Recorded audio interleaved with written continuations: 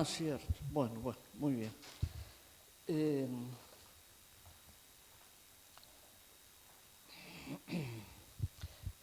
es un regocijo poder estar en este lugar, porque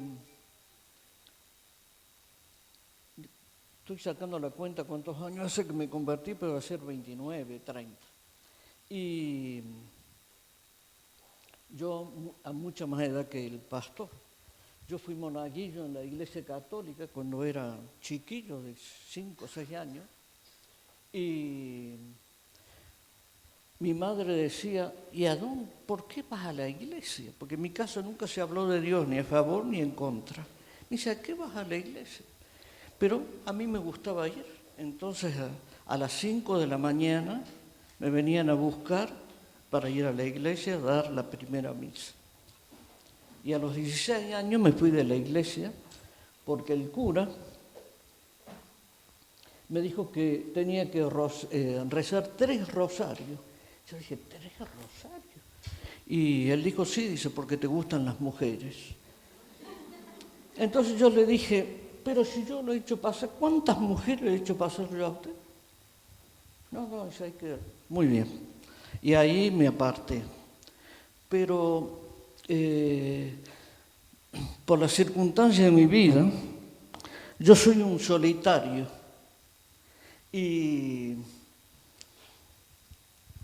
Pero yo siempre supe que alguien me cuidaba, siempre. Una cosa extraordinaria, las cosas que me han pasado desde niño. Y uno dice, ¿cómo es posible que a pesar de ser un solitario, pero yo siempre me he sentido acompañado por él?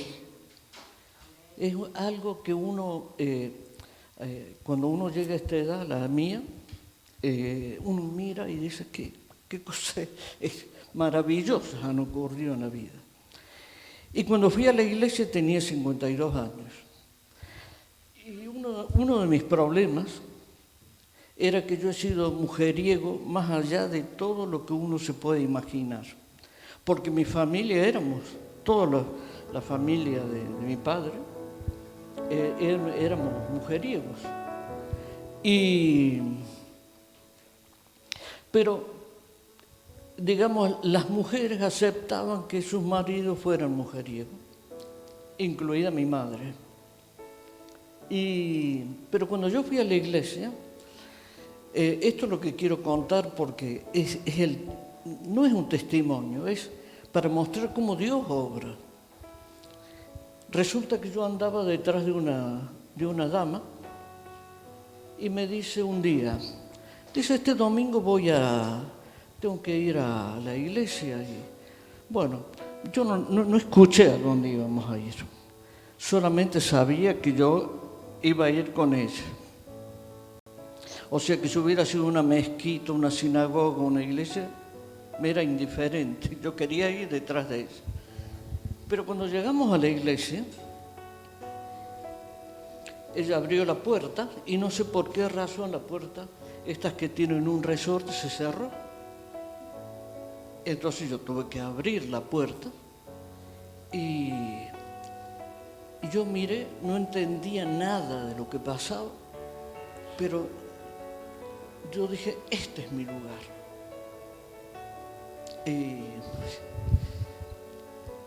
Claro, estaba ahí. Yo no hablaban en lenguas, no entendían, cantaban, no entendía nada. Pero, y ahí conocí a la madre de David, que era la pastora, y que después se convirtió en mi suegra. Y cuando salimos, la chica con la que yo había ido me dice, bueno, nos vemos esta noche. Le digo, no. Dice, ¿por qué? Le digo, no te puedo decir por qué, pero no. Era algo que había pasado en mí. ¿Me explico, hermano? Algo había pasado en mí.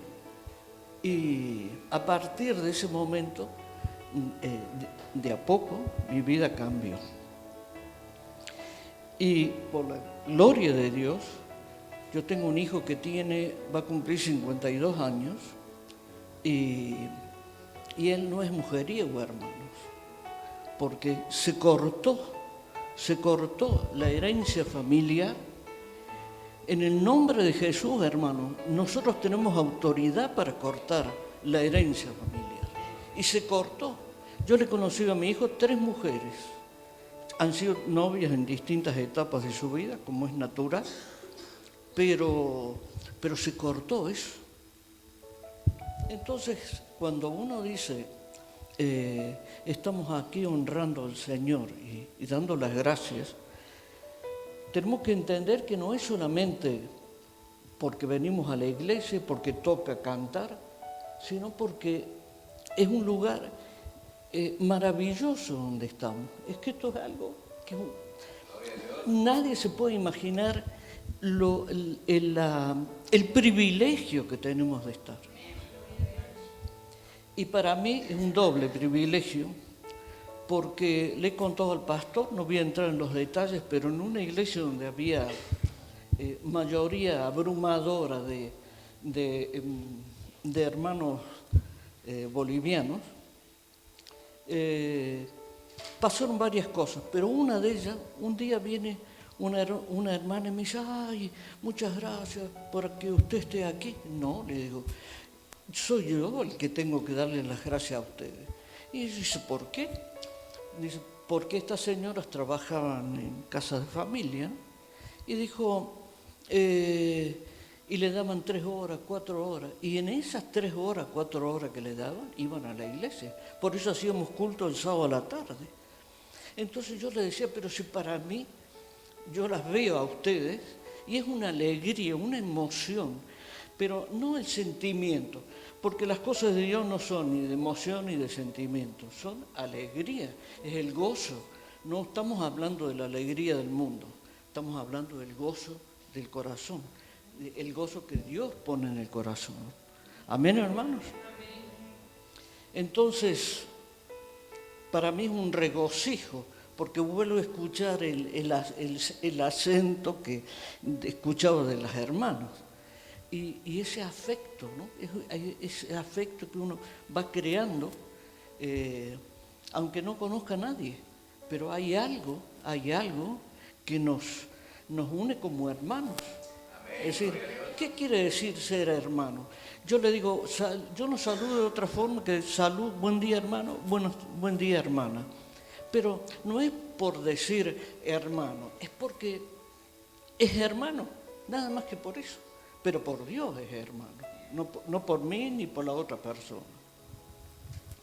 Entonces, desde el año 52 congregué en la iglesia de la pastora, la madre del hermano David, y bueno, y hasta hoy, gracias a Dios.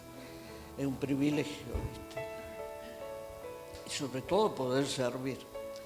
Porque yo cuando era joven pensaba, bueno, cuando yo sea viejito voy a llevar una vida tranquila, no sé qué habré pensado que llamaba lo que quería decir tranquilo, ¿no? Pero ahora me doy cuenta que esta es la vida que Dios quiere que tenga. Y cuando la palabra de Dios dice que se renueva, que hay un renuevo, que hay restauración, delante de Dios, hermanos, yo tengo 80 años, yo les aseguro que se cumple la palabra, porque yo hago cosas que no debería hacer para mi edad, pero sin embargo las hago porque Dios restaura, nada más que por eso, Dios renueva.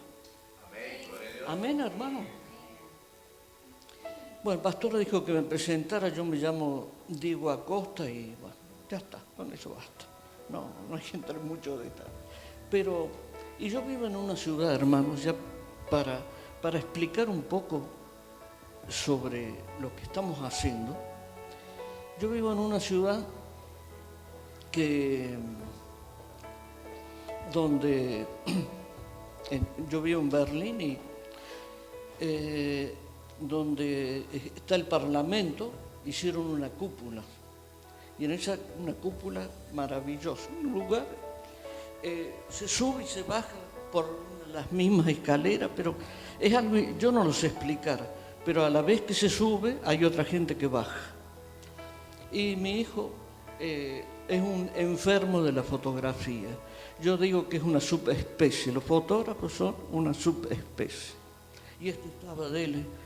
Y entonces me apoyé en la baranda. Yo tengo vértigo, entonces yo preciso apoyarme, ¿no? Me apoyé en la baranda, en lo alto. Estaba nevando. Estaba tan bonita la ciudad, porque es una ciudad llena de bosques gigantescos. Es inimaginable la ciudad, hasta que uno no lo ve, ¿no? Y entonces me apoyé, y mi hijo andaba por ahí, y le digo, mira, yo te espero aquí, no. Y estaba mirando, nevaba, y yo pensé, ¿qué estoy haciendo aquí? ¿Qué estoy haciendo? Entonces el Señor me dijo, te entrego esta ciudad. Bueno, yo dije, está bien, no, hay cosas que uno no comprende, ¿no? Y pasó el tiempo. Yo lo único que sé decir en alemán es buen día y gracias. Y es mucho. Simplemente porque no tengo edad para aprender el idioma, que es muy difícil. Entonces muchas veces me he preguntado, ¿qué estamos haciendo? ¿Qué estaba haciendo yo? No sé si ustedes alguna vez se han preguntado, ¿qué están haciendo? Pero, ¿qué estamos haciendo aquí? Y la respuesta que me dio el Señor fue, yo digo, no sé hablar. ¿Cómo hablo con la gente? Es imposible. Uno vive, pero como yo soy un solitario, a mí no me importaba. Yo puedo vivir 100 años ahí sin hablar con la gente. Pero, hermanos, aquí es donde entra la obra de Dios. Un día iba caminando, nosotros vivimos en un lugar muy bonito. A la derecha hay un colegio y una residencia de ancianos. Y a la izquierda hay no sé explicar lo que es eso, pero me da la impresión que es una residencia donde viven personas alcohólicas. Sin embargo, estas personas alcohólicas salen, algunos caminando, otros con carritos, y pasean, van, vienen, compran cerveza, vuelven. No sé explicar eso, qué es lo que hay ahí. Pero una mañana nosotros vivimos en un cuarto piso, estaba mirando así y me dijo, ora por la gente. Ahí dije yo, ahí entendí qué era cuando yo sentí eso de te entrego la ciudad. Es orar por la gente, hermanos. Entonces cuando nosotros nos preguntamos qué somos, qué hacemos, curiosamente, esa fue una de las preguntas que hacían las señoras aquellas de la iglesia boliviana. Decían, ¿qué hacemos aquí nosotros? Lejos de la familia,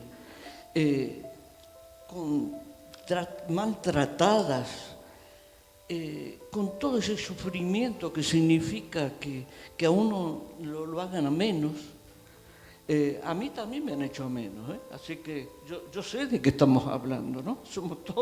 Aquí somos todos extranjeros y sabemos de qué estamos hablando.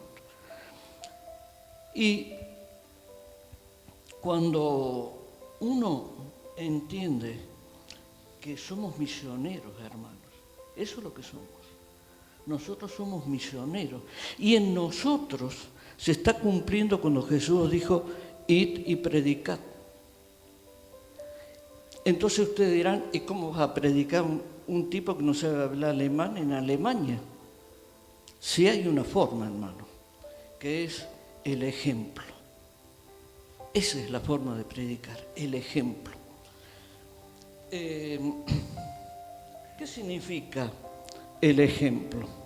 ¿Qué significa que uno pueda predicar sin hablar? Hay una historia que no sé si ustedes conocen.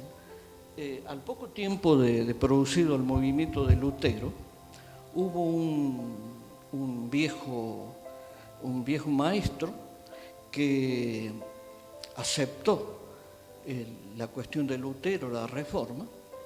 Entonces este hombre despidió a uno de sus discípulos y le dijo estas palabras. Mira, les ruego que presten la máxima atención porque es algo increíble lo que el tipo le dijo. Le dijo, bueno, hermano, que Dios te bendiga, ve y predica. Y le dijo, y si es necesario, habla.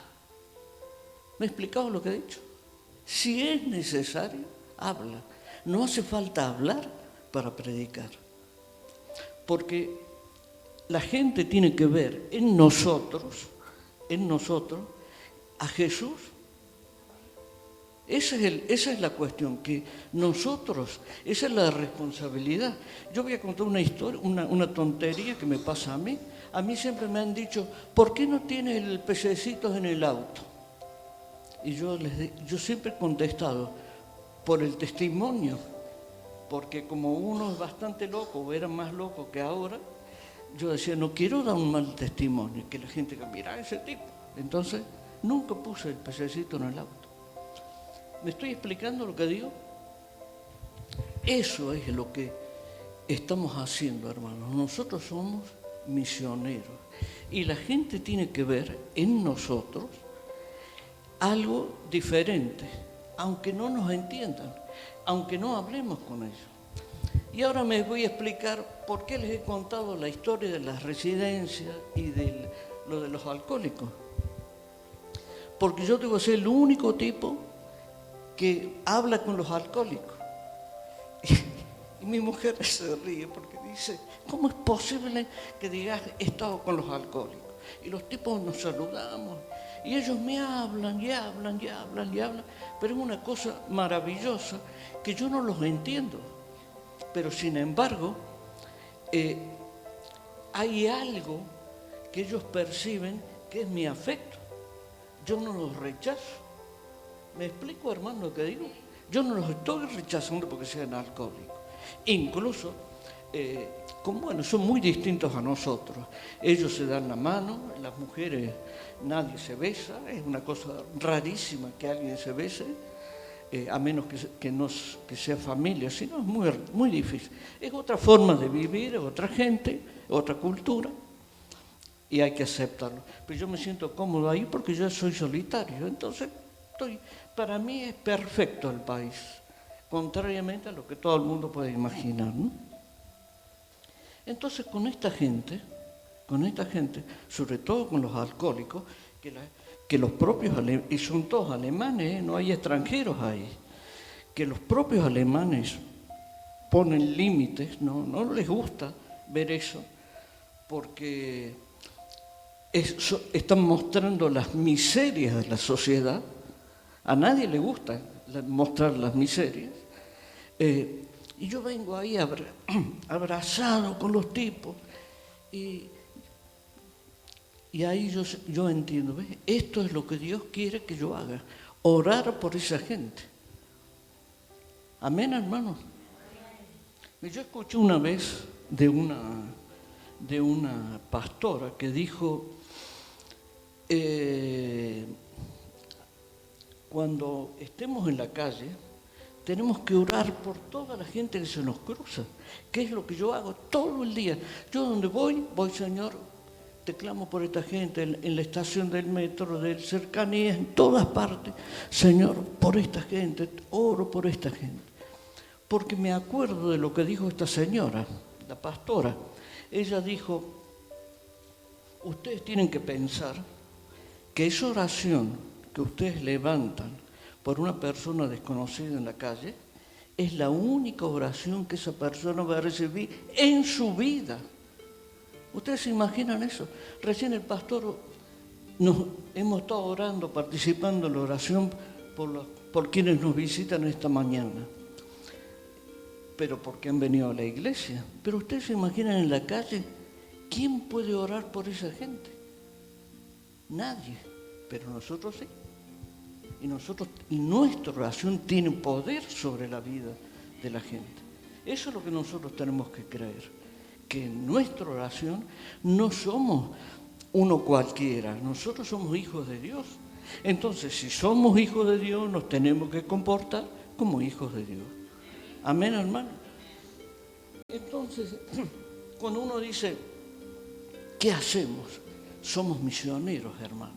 Nadie nos ha llamado misioneros, pero es que Dios ha establecido en nuestra vida que seamos misioneros. Por eso estamos aquí.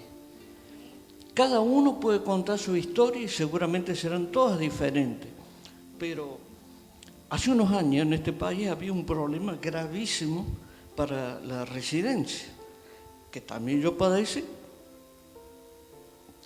O sea, gente que vivía ilegalmente. Yo me acuerdo que en esa iglesia que les cuento, una tarde le digo, ¿quiénes viven con los papeles? Y fue todas las manos, incluido yo, todas las manos se levantaron, porque todos vivíamos ilegalmente. Entonces, ahí fue cuando uno se da cuenta de que no es por casualidad que estamos aquí. Recuerdo que una de las cosas más extraordinarias que me han pasado, en un día que estaba predicando, recién empezaba, veo una mano que se levanta. Miro así, era un señor mayor. Y me dice, yo digo, Señor, ¿qué hago? Escucho. Muy bien. Entonces, digo, sí, hermano. Y le digo, mire, no es muy normal que se interrumpa una predicación, pero hable. Entonces el tipo me preguntó esto, este señor me preguntó esto. Dijo, ¿qué? Y dijo un palabrón que no repito por respeto, ¿no? Pero en el culto, Me dice, ¿qué estamos haciendo aquí? ¿Qué estamos haciendo? Y entonces cerré la Biblia y dije, bueno, el Espíritu habla de ser misionero. Yo tampoco sabía qué quería decir, que yo también era misionero. Hay gente que es misionera porque una iglesia lo manda. A nosotros no nos ha mandado nadie, hermanos. Estamos aquí porque Dios ha querido que estemos aquí. Aquí, en este momento, no hay nadie, ni que sobre ni que falte. Aquí estamos los que Dios ha querido que estemos. Nadie más. Amén, hermano. Entonces, con ese espíritu es que nosotros tenemos que entender que efectivamente somos misioneros. Entonces, cuando uno ve un misionero, tiene que decir gloria a Dios por el misionero. Pero es que nosotros también somos misioneros. Ese es nuestro propósito. Cuando no entendamos qué estamos haciendo, ¿para qué tanta lucha? ¿Para qué tanto esfuerzo? Porque somos misioneros. Esto es una iglesia de misioneros. Aquí se cumple una de las funciones fundamentales de la iglesia, que es que seamos misioneros. Amén, gloria a Dios. Amén, hermanos. Es una cuestión tan... ¿Por qué? Porque Jesús dijo, id y predicad. Eso es lo que dijo él. No dijo eso. Id y predicad. Y yo le había pedido a la hermana que pusiera Marcos 16:15 como referencia de lo que estamos hablando. Pero fíjense que qué cosa, cuando Jesús dijo, id y predicad, las circunstancias en las que él dijo, él acababa de resucitar y estaba próximo a ascender, era un momento trascendental en la vida de Jesús. Y ahí fue cuando él dijo, id y predicad. Y nosotros, hermanos, tenemos que predicar. ¿De qué manera? Con el ejemplo, con el testimonio. ¿Qué es el testimonio? Cuando uno dice, bueno, tenemos que dar el testimonio. Para mí el testimonio no es pararse en el frente y decir, yo soy fulano, bla, bla, bla. Por eso no he dicho nada de mí, porque no importa. Lo importante es el mensaje, no el mensajero, creo yo, ¿no? Con todo respeto. Pero, ¿cuándo somos? ¿Recuerdan cuando Jesús dijo, les enseñó a los discípulos, que dice, cuando les dijo, porque me diste de beber? Esto es lo mismo, hermanos, porque cuando nosotros salimos a la calle, es exactamente igual. Cuando yo le cedo el asiento a una señora que está embarazada en el metro, ¿qué estoy haciendo? Estoy haciendo lo que Jesús. Pensemos, a mi madre, es decir, a María yo le cedí el asiento. Es decir, ¿cómo a María? Claro, porque ese es el simbolismo de lo que Jesús nos transmitió.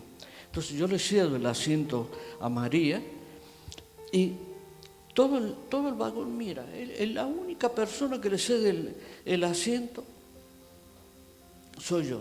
Ahora, ¿es para mi honra? No, es para la honra de Dios.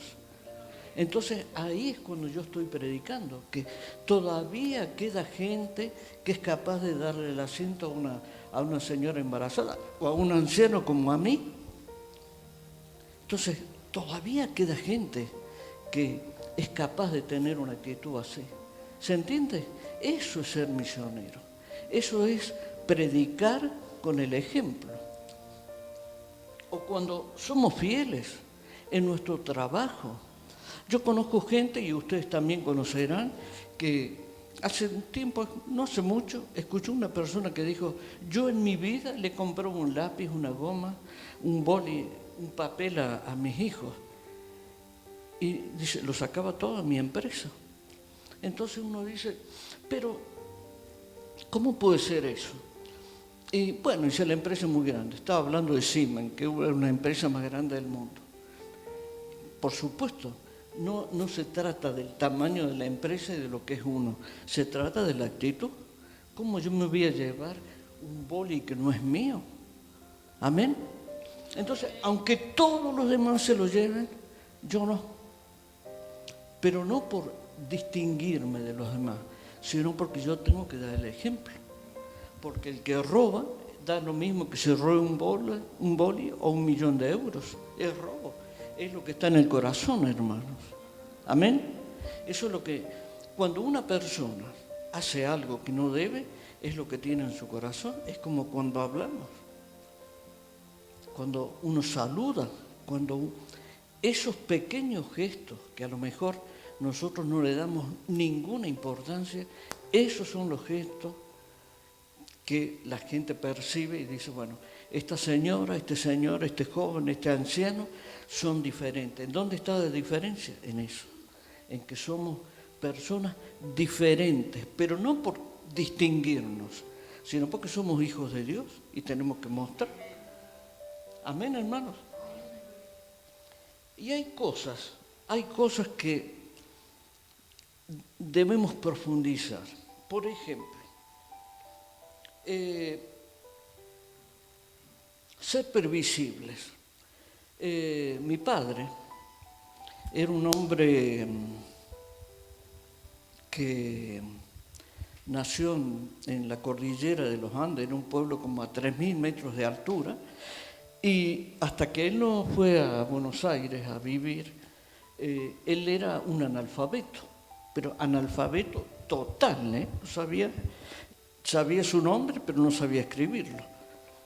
Y entonces él fue a un club y como era un hombre de un vigor extraordinario, lo incorporaron al equipo de lucha del club. Pero cuando lo incorporaron le dijeron, hay una única condición, que tiene que estudiar. Y gracias a eso, porque a mi padre le encantaba luchar, además podía, entonces él empezó a estudiar. Y ahí aprendió a leer y a escribir. Era un muchacho de 17, 18 años cuando empezó a leer y a escribir. Entonces era un hombre muy sencillo. Con esto quiero decir que era un hombre muy sencillo. Pero, y aunque él era, como he contado, él era un mujeriego, él sí nos enseñó a mi hermano y a mí algunas cosas. No robar. Y un día dijo, tenemos que ser previsibles. Yo le dije, viejo, ¿qué quiere decir ser previsible? ¿Qué? Dice, es que, ¿saben de qué estaba hablando mi viejo? Del doble ánimo. De eso estaba hablando. Nosotros no somos una hoja que el viento mueve. Nosotros somos hijos de Dios. En nuestras actitudes tiene que haber firmeza. No es una cuestión de edad ni de lo que hagamos. Pero es que en nuestras actitudes la gente tiene que decir, esta persona es diferente. Que donde trabajemos sepan que nosotros sí somos capaces de cumplir los horarios, el trabajo que nos encomiendan, que cuando hace falta limpiar la iglesia, estamos para limpiar la iglesia, o la iglesia se limpia sola. Amén, hermano. Entonces, todas esas cosas, yo ahí ahora entiendo que quiere decir previsible. Previsible es eso, el doble ánimo. Mi viejo no sabía, porque no sabía nada de las cosas de Dios, pero él decía previsible. Si nosotros ponemos previsible al lado de doble ánimo, vamos a entender esto. Entonces, cuando la Biblia dice, ¿qué quiere decir doble ánimo? Eso, que seamos previsibles, que no un día digamos una cosa y otro día digamos otra, que la gente sepa que puede confiar en nosotros, que si alguien nos cuenta una cuestión privada, a la media hora lo sepa esta parte de la iglesia y a la media hora siguiente lo sepa esta otra. Amén, hermano. Eso es. ¿Cuántas iglesias se han dividido por causa de eso? Porque no hemos sido capaces de ser previsibles, confiables. Y esa es la cuestión que nosotros tenemos que entender cuando Jesús dijo, id y predicad. No es solamente algo que está escrito en la Biblia, es algo mucho más fácil y más difícil de hacer, porque son cosas concretas. Nosotros decimos, esto es una silla, sí, es una silla. Y nosotros decimos, ¿pero qué es ir y predicar? Esto que estamos hablando. No hace falta que nos vayamos a la India. Hace un tiempo íbamos con un querido amigo mío, que es un pastor, era nuestro superior en Madrid, y veníamos en el auto, los dos, con dos chicas atrás. Y una dice, ay, no sé cómo veníamos hablando, y dijo, ay, dice, mi sueño es ir a África para ser misionera. Entonces, este hombre, que era el pastor jefe de Madrid, le dice, qué bien, me alegro mucho que esté en tu corazón ser misionera, me alegro muchísimo. Dice, ahora te voy a hacer una pregunta. Dice, ¿en tu familia le has hablado a todos de Jesús? El chico dijo, no. ¿Y a tu vecina? No. ¿Y alguna vez le has llevado la bolsita de la compra a una de las ancianas que viven en tu edificio? No.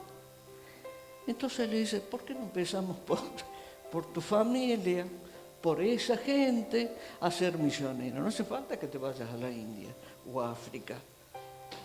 ¿Por qué no empezamos por ahí? Amén, hermanos. Entonces, por ejemplo, donde yo vivo, nadie se saluda, nadie, porque es todo muy frío. Bueno, es de otra manera, no es para criticar, sino se vive de otra manera. Pero, sin embargo, hay cosas notables que, vamos a suponer, estamos en la cola del supermercado y yo vengo con una sola cosa en la mano. Toda la fila que está delante mío se abre y te hacen pasar porque yo traigo una sola cosa. ¿Me explico lo que digo? Bueno, uno dice, bueno, es una costumbre. No es una costumbre, hermano. Eso es algo que nosotros deberíamos hacer todos los días de nuestra vida. Todos los días de nuestra vida. ¿Por qué? Porque no es solamente un gesto, eso conlleva la simpatía, conlleva una especie de afecto que uno dice, ¿pero qué voy a tener afecto con alguien que no conozco? Es que de eso se trata. Cuando uno dice, id y predicad, tenemos que entender que es esto de lo que estamos hablando. Y hay otra cosa, hermanos, que cuando, por ejemplo, ustedes dirán, bueno, este va a hablar de los viejos porque le toca, ¿no? Y es verdad, me toca. Pero cuando uno tiene un gesto de atención hacia una persona mayor, está cumpliendo lo que dice la Biblia, honra a tu padre y a tu madre. Porque, fíjense, cuando Jesús dijo el tema del agua, porque le diste de beber a... Entonces, cuando uno honra a una persona mayor, no está quedando bien con un viejo o con una vieja. Está cumpliendo lo que Dios mandó. Honra a tu padre y a tu madre. Porque yo, que no tengo ni padre ni madre porque ya murieron, sin embargo, yo sigo honrando a las personas mayores, porque es lo que me mandó Dios. ¿Me explico lo que digo, hermanos? Entonces, esto es lo que nosotros estamos haciendo. Cuando dudemos y digamos, ¿por qué tanta lucha, tanto esfuerzo? Porque nosotros somos misioneros, hermanos. Y cuando entendamos eso va a haber una cuestión fundamental, que a mí me costó mucho tiempo entender, pero el día que comprendí lo que significaba, mi vida cambió. Cuando nosotros nos declaramos hijos de Dios, somos su responsabilidad. Amén, hermanos. Tenemos que pensar en eso, es decir, si yo digo, yo soy hijo de Dios, sí. Entonces, si Dios es mi Padre, yo soy responsabilidad de Él. Mi hija, que ya es una señora mayor, va a cumplir 56 años, hay veces que me dice, ay papá, pero estás allá lejos con mi esposa, la hermana de David, ¿y quién los va a cuidar? Y yo siempre le digo, mira, nunca te preocupes por nosotros, ni por ella ni por mí, porque a mí me cuida Dios. Yo estoy bajo el cuidado de Él. Entonces yo digo, si me ha cuidado hasta ahora, ¿cómo no me va a cuidar ahora, que es cuando más preciso que alguien me cuide? Amén, hermano. Amén. Es decir, no estamos hablando de teología aquí, estamos hablando de cosas concretas, igual que esta silla. Por eso es importante, cuando uno congrega, entender que no importa si el lugar es bonito, es feo, es grande, es pequeño, no importa ni seamos muchos ni seamos pocos. Este es un lugar de culto, porque la iglesia somos nosotros, hermanos. Cada uno somos templo. Y si somos templo del Espíritu, entonces dejemos que el Espíritu obre a través nuestro. Eso es. A mí, no tengo... Pero a mí me gustaría mostrarle que yo de todo lo que he escrito no he hablado nada, porque no hace falta, es el Espíritu el que tiene que hablar. Y con esto se cumple, con todo lo que estamos hablando, otra cosa más que es fundamental también en la vida de un hijo de Dios, que es cuando Jesús dijo, el prójimo. Y el prójimo somos nosotros, hermanos. Los primeros prójimos somos nosotros. Yo no sé quién es la hermana ni ella, y a lo mejor ya nunca más nos veremos, no importa, pero en este momento somos el prójimo. Yo soy el prójimo de ella, de ella, de ella. Amén, hermanos. Entonces, cuando Jesús habló del prójimo, tenemos que ser amplios en el concepto de entender esto, porque el prójimo, hermanos, somos nosotros mismos. Y cuando nosotros tengamos un gesto hacia una persona como prójimo, pensemos que algún día nosotros seremos prójimos. Amén, hermanos. Y nos va a gustar que alguien tenga un gesto hacia nosotros. Amén. Nos va a gustar. De la misma manera que a la persona que nosotros tenemos un gesto, le va a causar una alegría. A lo mejor es la única alegría que esa persona va a recibir en meses, la que nosotros hemos provocado, por ejemplo, por cederle el paso a una señora. Nada más que con eso. Entonces, las cosas de Dios, es verdad que es necesaria la teología para comprenderlo, es otra cosa. Nosotros estamos hablando aquí de las cosas de Dios, no estamos hablando no estamos hablando de doctrina, de nada. Estamos hablando de lo que Jesús nos mandó a hacer, nada más que de eso. No estamos hablando del Antiguo Testamento, nada. Estamos hablando de lo que Jesús dijo que teníamos que hacer, nada más que de eso. Entonces, hermanos, cuando nos vengan las dudas, porque estas cosas sirven para cuando uno tiene dudas nada más, pensemos en estas cosas. ¿Qué hago yo? Yo estoy aquí porque Dios quiso que estuviera, si no, no estaría. Porque uno dice, bueno, casualidades, ¿no? El mundo dice, no, una casualidad, coincidencia. Aquí no hay ni casualidades ni coincidencias. Aquí ocurren las cosas que Dios estableció. Estamos todos aquí porque Dios permitió que estuviera.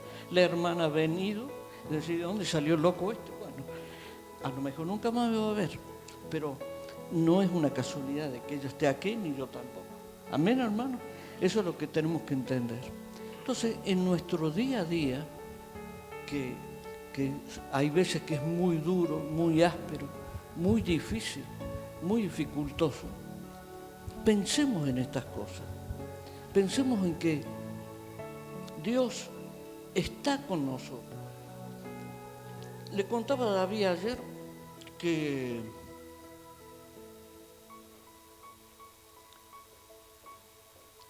yo he llorado 3 veces en mi vida. Y la última vez, para explicar esto, voy a explicar algo anterior. La madre de mis hijos, yo estoy divorciado, la madre de mis hijos me decía que yo tengo la misma sensibilidad que 1 kilo de puchero. ¿Ustedes saben qué es el puchero? La carne, ¿no? La misma sensibilidad que 1 kilo de puchero. Siempre me decía eso.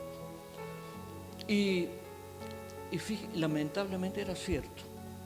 Era cierto. Ahora cuando yo acepté al Señor me di cuenta que yo no tenía corazón amoroso. Pero pasaron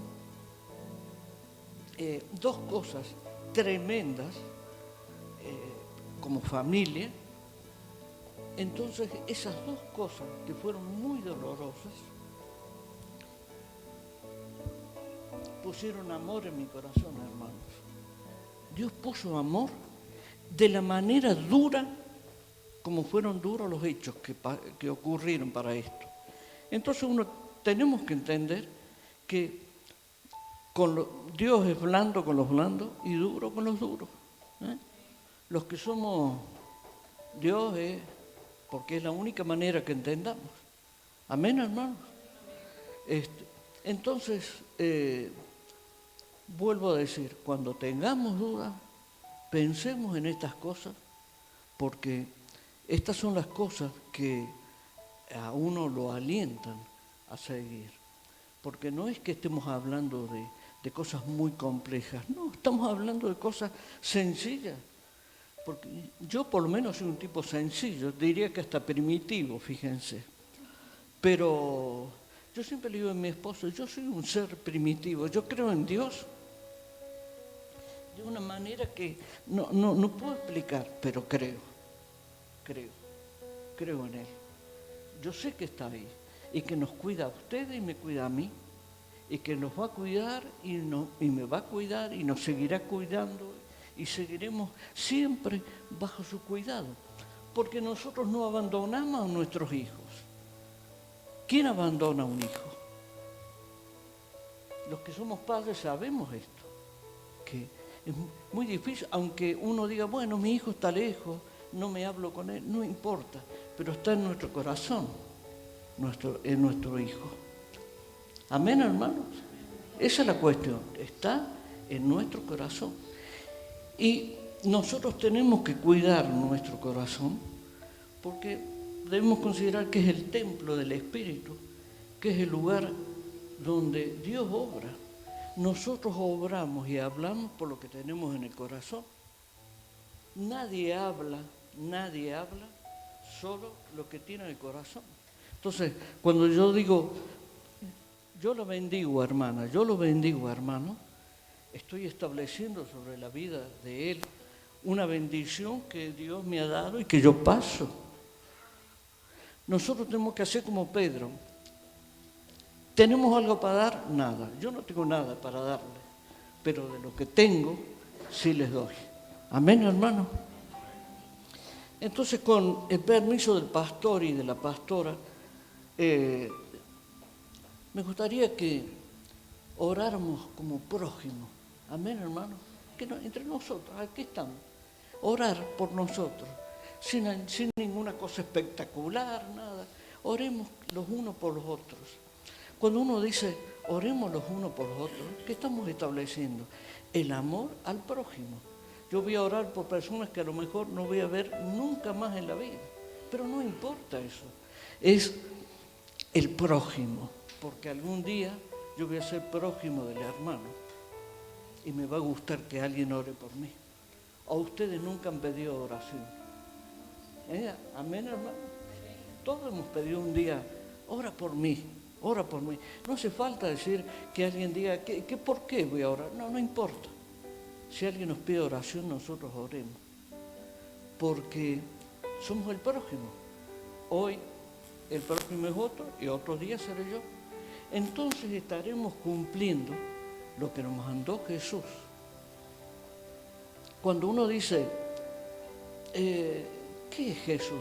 Yo he tenido en estos días la oportunidad de ir a Jerusalén y yo le decía a David, no hacía falta ir a Jerusalén, no hacía falta, solamente que causa impresión de decir, bueno, aquí estuvo Jesús, ¿no?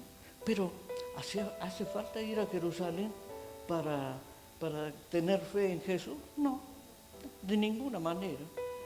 Al contrario, yo diría que hasta es idolatría ir a Israel. No juzgo a nadie, yo solamente digo lo que me pasa a mí. Yo no preciso ir. Pero cuando uno ve eso, dice, sí, eso es para los que no creen en Dios. Por ejemplo, Jerusalén. ¿Por qué? Y porque la gente que duda dice, ¿cómo? ¿Y Jesús quién era? ¿Por qué a Jesús lo aceptan los árabes, los judíos? ¿Por qué? Porque existió, hermano. Nada más que por eso. Porque existió. Entonces lo que Él dice, cuando nosotros decimos es palabra viva, esa es palabra viva. Porque Él existió. Amén.